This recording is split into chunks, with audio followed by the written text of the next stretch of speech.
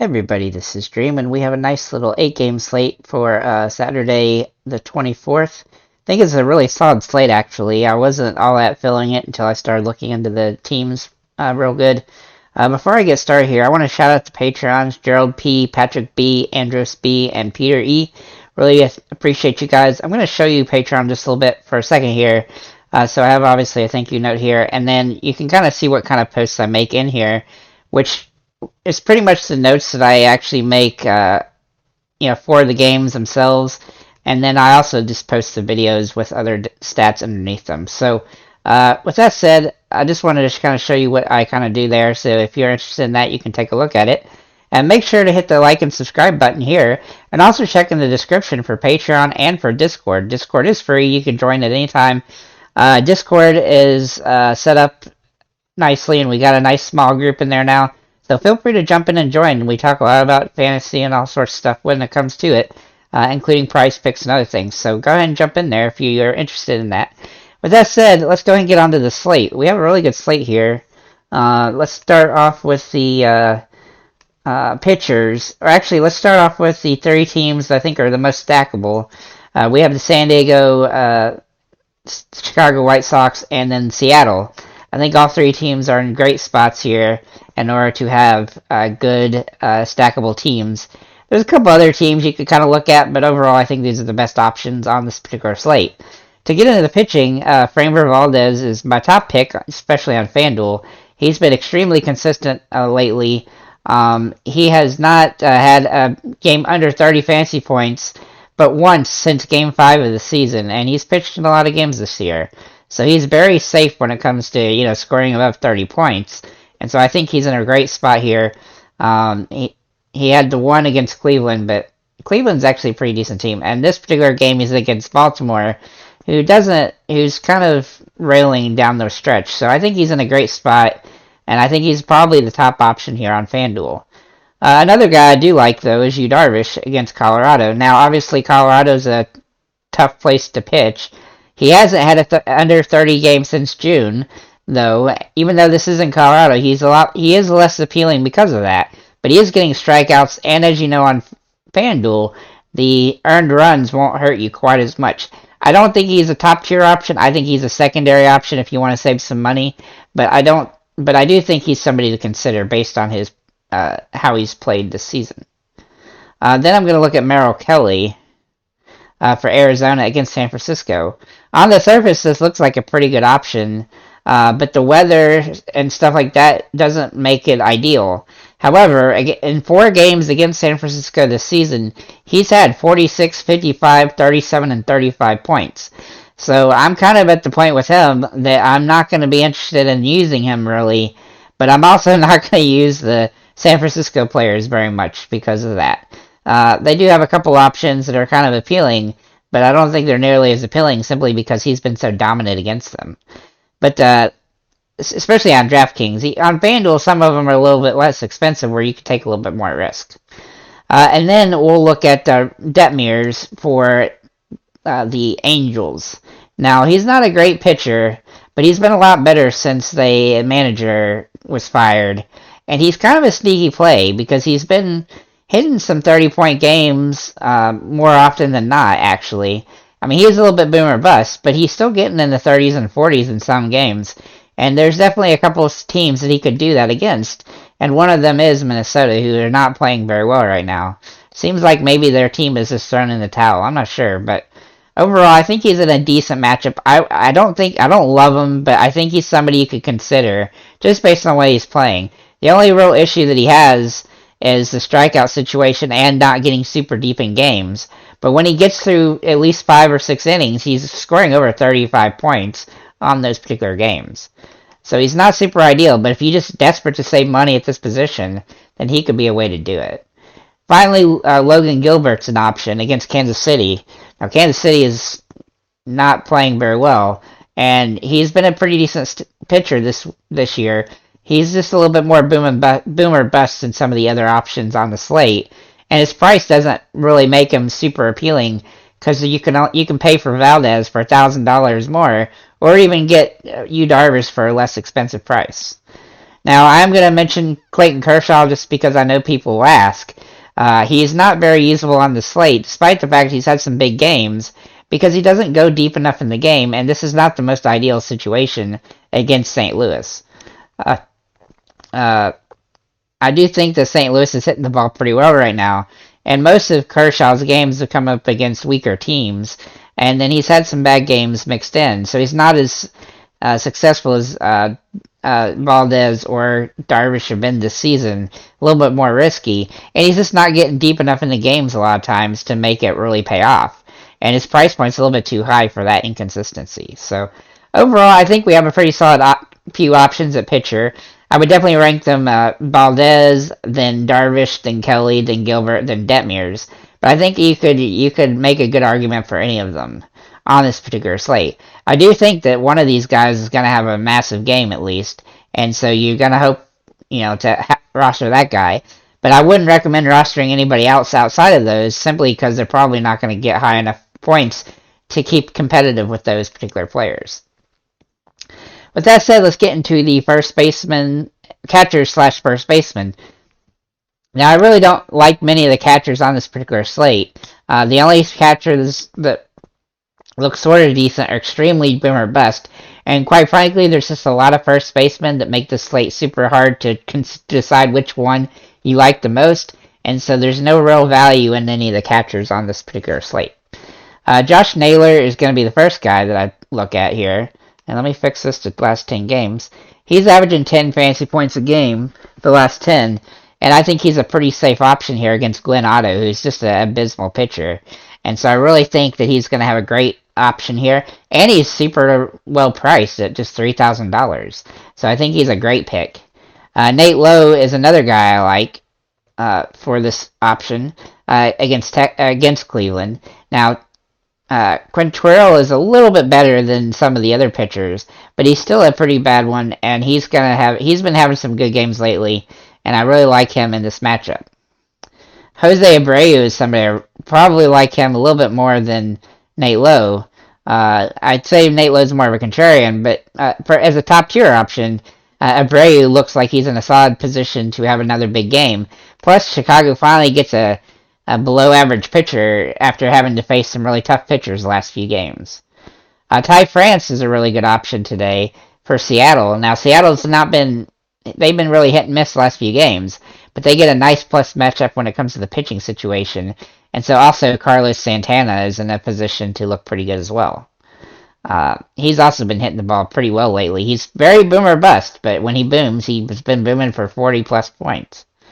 And then finally, Christian Walker for Arizona. I like him against Alex Cobb pretty good, and he's been hitting the ball well lately, averaging nearly 12 fantasy points a game. At second base, I'm going to start with Andreas Gimenez. He's been hitting about 11 fantasy points a game too, and as you can see, he's been really consistent as of late, and I really think he's a good option at a cheap price. Marcus Semien is another guy I really like for Texas. He's averaging a whopping 17 fantasy points a game. Now, he's a little bit more boomer bust, but when he booms, he really does take care of it. Then I have two options from San Francisco, which is Thairo Estrada, and also Wilmer Flores. Now, the issue here is that Kelly is a pretty good pitcher, and so I'm not sure that they're going to be the most appealing options. But they do have boomer bust potential, both of them, and they're both basically, extreme secondary options or so. Then I'm going to look at Ketel Marte. Now, Ketel Marte was in a horrible slump for a while, but he's finally broken out of it, and he's having some really good games. And so I think he's in a great spot here for Arizona to have a nice game here against San Francisco. Plus, this game is in Arizona, and they expect it to be extremely hot, almost 100 degrees. That's really going to help with the fly balls and stuff. Brandon Drury is another guy I like, and I'm not going to pay for Josh Bell in this matchup just because of being Josh Bell. But Drury's in a good spot against Colorado and has some potential in this matchup against really terrible pitching. And you can say the same for Jake Cronenworth. Now, Drury gets the advantage that he could play at third base as well, I believe. And so you get a little more availability there. But both of them were in play in this game, in this slate against Colorado, and absolute terrible pitching. For third base, we have Jose Ramirez. He's playing 14 fantasy points a game here. He's had lots of really good games in a row, and so I think he's in a great spot against Texas. If you want to stack Cleveland, it's actually pretty doable with it because most of their guys are pretty inexpensive, and then you could include him into that stack. So I really like Cleveland as a stackable team today. Then we're going to look at Yoan Moncada. I don't know if I'm saying your name right, but however you say your name, you've been hitting the ball extremely well, and I really like him in this plus matchup against Detroit, who's got Drew Hutchison pitching, who's been quite awful this season. And so I really like the Chicago White Sox stack too. Everybody's pretty inexpensive as well, so you can definitely pay up for a pitcher with these stack options. Then we're going to look at a little bit of a Hail Mary option at Nate Eaton.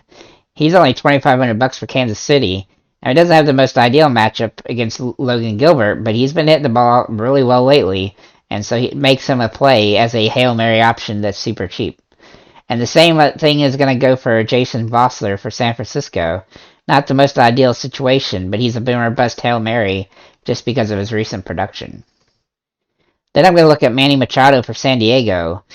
His price is definitely not ideal on this particular slate, but he does have the opportunity in this game against Colorado to hit a home run as a hitter's ballpark, and he's going to try to take advantage of this game, especially against weak pitching. And then finally, Justin Turner.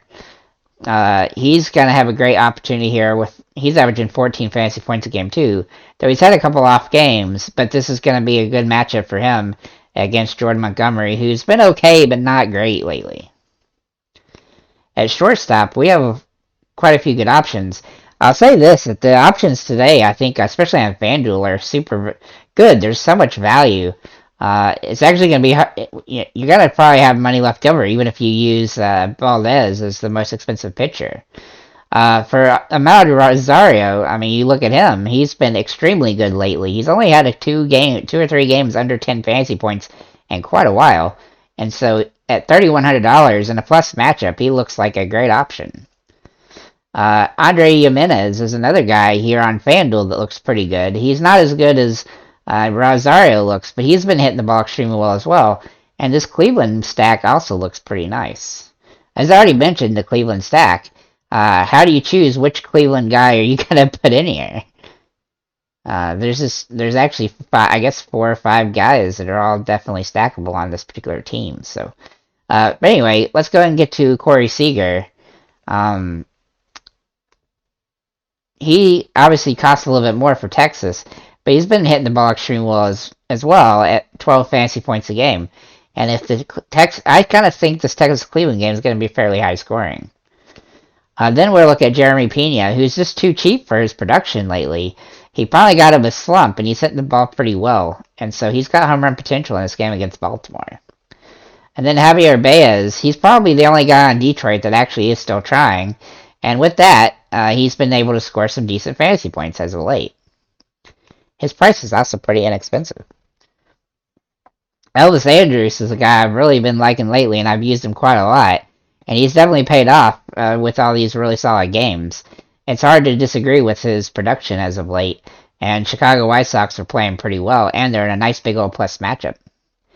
And then finally, Kim for San Diego. Obviously, he's not somebody I normally like to utilize, but he does have some upside in this matchup against Colorado.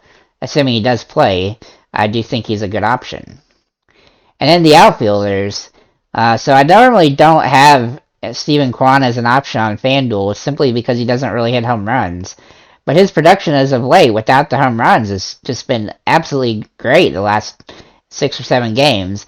And while he's super expensive on DraftKings, which makes him kind of unplayable, he's actually pretty solidly priced over here.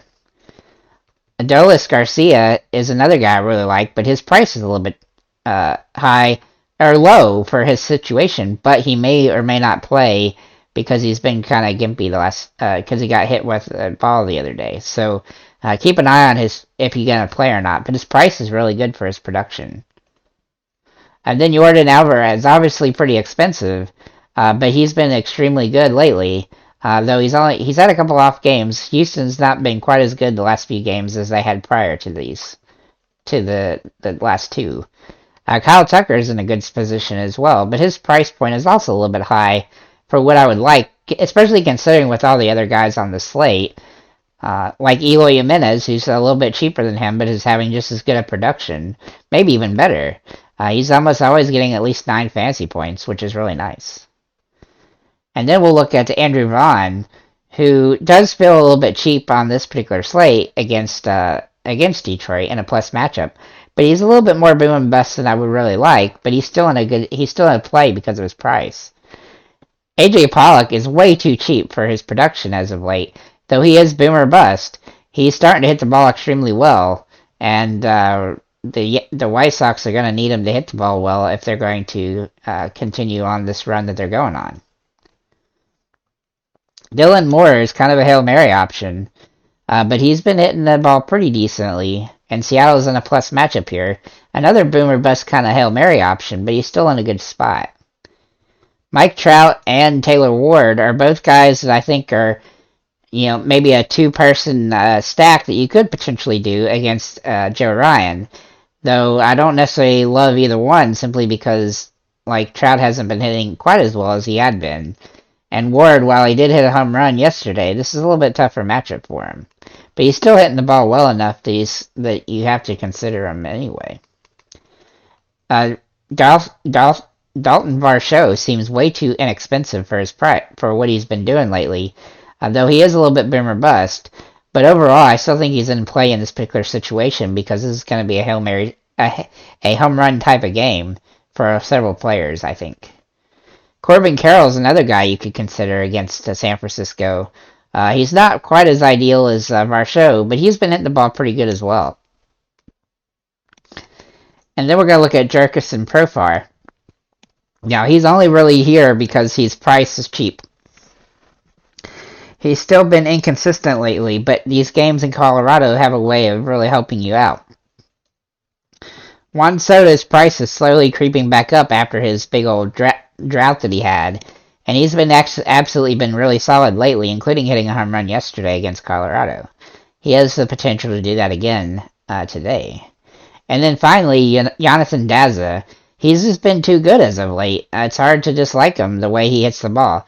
Now, he's been getting at least 6 fantasy points every game, and at his price point of $2,900, he's too cheap to not consider. And he's averaging about 9 fantasy points a game in the last 10. So overall, I think it's a really good slate. I think that there's a lot of different ways you could stack this game, but there's definitely a lot of value around. And so I think you can pay up for pitching very easily. With that said, I want to say thank you guys for liking, commenting, and subscribing as much as you guys do. I really do appreciate it. It's really helping the channel grow. So keep that up and have a nice day, guys.